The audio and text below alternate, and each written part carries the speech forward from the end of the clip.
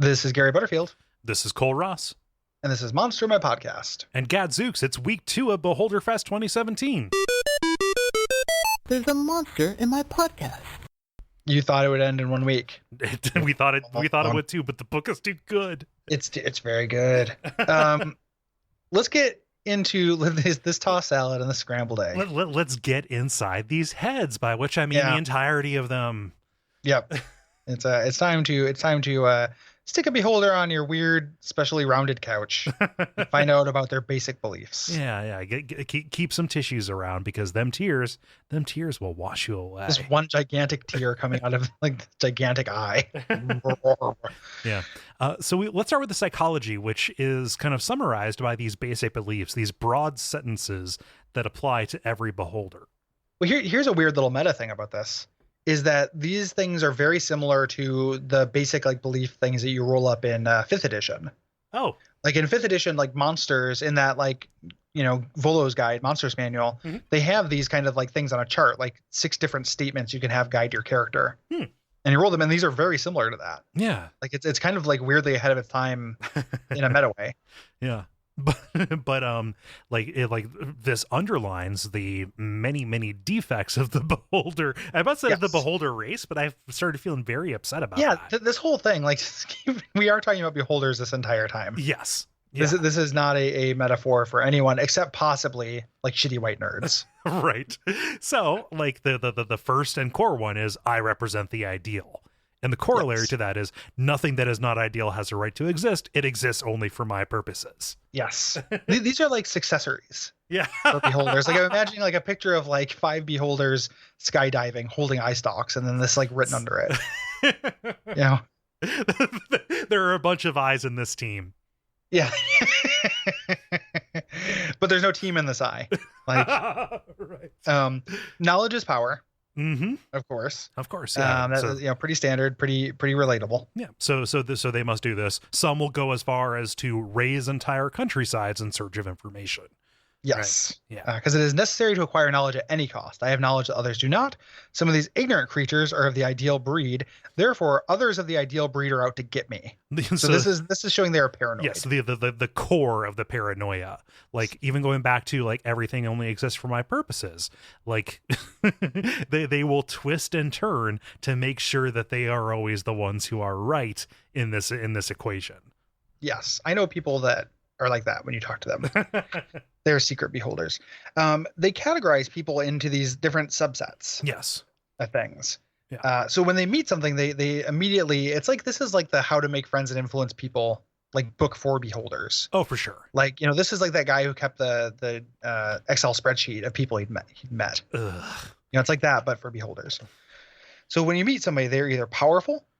Okay. It's like giants and gods and fiends and stuff. Yeah. Dangerous, which is different than powerful. Like that's right.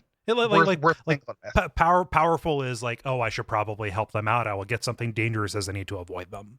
Yes, or need to destroy them, because humans are in this, demi-humans, things like that. Yeah. Usable. So this is like your kobold, orcs, and giant controllable giant insects. and you're more sociable of horses. Yes. Basically, you're Mr. Zeds and you're hot to trot. Yeah. Yeah, but it's like anything that can make up its dungeon ecology, right? Like, there are like gelatinous cubes in here. They can just give them a place and set them out. Yeah.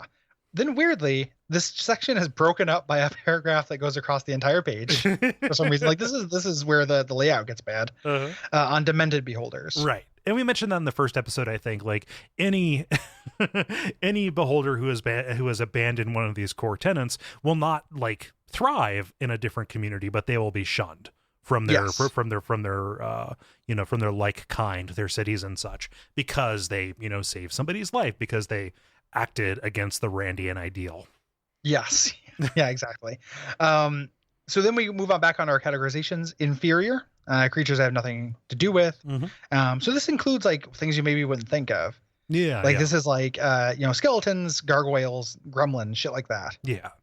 Many types of oversized insects. And lizard men, strangely. Yeah. Like lizard men are not useful. No, they're just demi-humans. I think lizard men are too individualistic.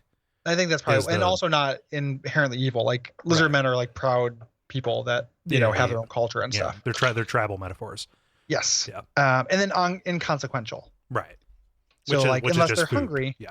Yeah. If they're hungry, they'll eat it. If they're not hungry, they avoid it. Right. And this pays off in a big bad way during this next section on how to survive against a beholder. I love these things because it just goes from like way too complex and they can see through it down to dead simple, and you better hope that they don't think too hard. The stupidest thing no one would ever think of. Right. Like no one in a million years would think of doing this. And if you did this and your DM lets you get away with it, they're fucking morons. It is the worst. So you can say you can try to act all big. Mm-hmm. Like, hey, I'm very powerful. I didn't come to confront you. I came to exchange knowledge. Yeah. And then they will probably see through you and probably betray you. Yeah. Or, you will lie to them with this quote unquote knowledge that you have, and they will eat you anyway. Yeah. Yeah. If they don't see through it, they'll go get the treasure that you want in exchange for knowledge, and you run. Yeah. Amazing. I just ran into a beholder that looked almost exactly like you, except it has stripes on its flanks. This one seems like the most likely to work to me. Like, Me hey, too. that guy over there said you're a jerk, because the only thing. Not just that, like, hey, there's another guy who's an inferior, like, looks a little bit like you, but he's not ideal. Mm-hmm. He's got brown hair instead of blonde. Mm-hmm. Like, go take care of him. Yeah. And this probably works. Probably. It seems like too, unless they know that you're lying. Yeah. Master, I live only to serve you, which is just surrendering. Yeah, because they can make you do that no matter what. They can charm person at will. Right. So like, okay. And then finally, the one that is the dumbest: squawk, cluck, cluck, cluck, cluck.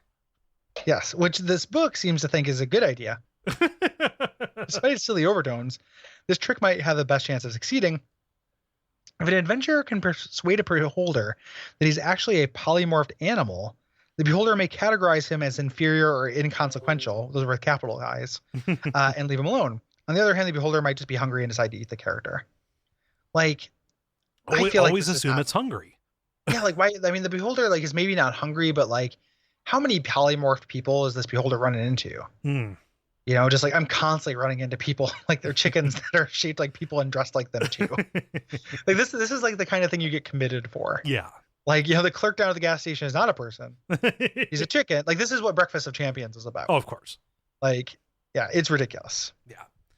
And then we get the split between the rational mind and the intuitive mind, which is, instead of having a super ego and id, they have their coldly logical, I'm going to make a plan and stick to it and and pursue this knowledge. And then everything that is bubbling and undermining that beneath it. Yes. Yeah.